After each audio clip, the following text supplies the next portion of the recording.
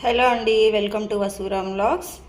ఈరోజు నేను బీరకాయ పాలు పోసి కర్రీ చేస్తున్నా. దానికోసం ముందుగా బీరకాయలు కట్ చేసుకొని ఇంకా ఒక ఆనియన్ కూడా కట్ చేసి పెట్టుకున్నాను. పొయ్యి మీద బాండి పెట్టుకుని నూనె కాగిన తర్వాత కొంచెం తాలింపు దినుసులు వేసేసుకొని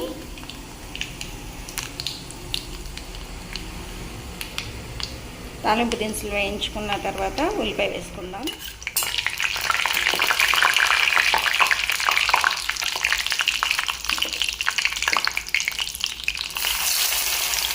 కట్ చేసుకున్న ఉల్లిపాయ ముక్కలు కూడా వేసుకుని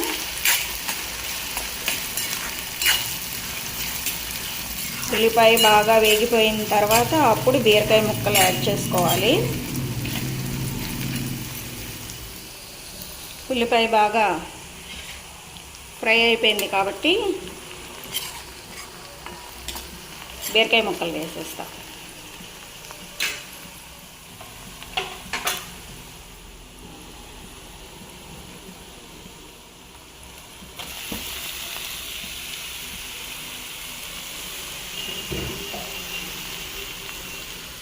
చాలాసార్లు మనం బీరకాయ ఒకవేళగా చేదైంది అనుకోండి పడేస్తుంటాం కదా, అలా పడేయాల్సిన అవసరం లేదు.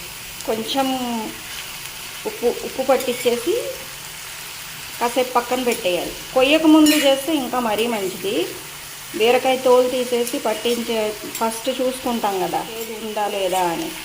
అలా చూసుకుంటే ముందే కొయ్యక ముందే బీరకాయకి టాప్ అంతా ఉప్పు పట్టించేసి ఆ తర్వాత కొంచెం సేపు పక్కన పెట్టేసి తర్వాత కడిగేసిన తర్వాత ముక్కలు కోసుకుంటే చేదుపోతుంది. ఎందుకంటే మ్యాక్సిమం బీరకాయ చేదు ఆ లోపల ఉన్న మెత్త పదార్థానికి ఉండదు, పైపైనే ఉంటుంది.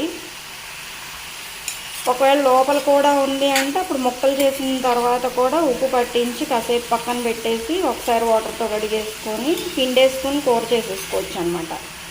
ఇంకా చేదు ఉండవు.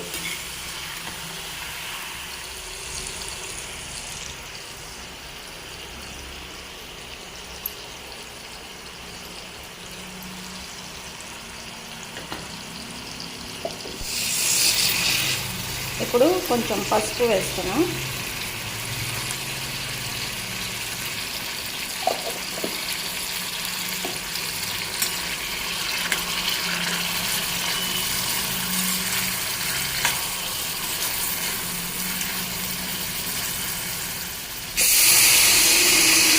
కారం,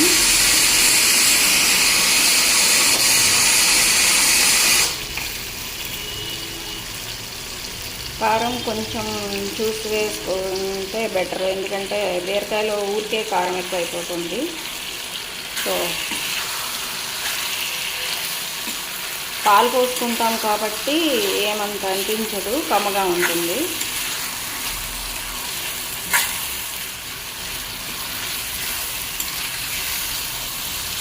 ఇప్పుడు కొంచెం సేపు బాగా దగ్గరకు వచ్చే వరకు మగ్గించుకోవాలి.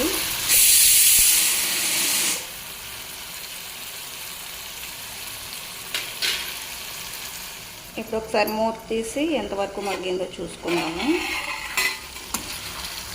ఆయిల్ అయితే వదిలేస్తుంది కాబట్టి చాలా వరకు మగ్గిపోయింది. ఇప్పుడు ఈ స్టేజ్లో నేను ఒక 1 కప్పు మిల్క్ పోసేస్తాను. మీ దగ్గర ఫుల్ క్రీమ్ మిల్క్ ఉంటే ఇంకా చాలా బాగుంటుంది, పర్వాలేదు ఏ పాలు వేసుకున్నా.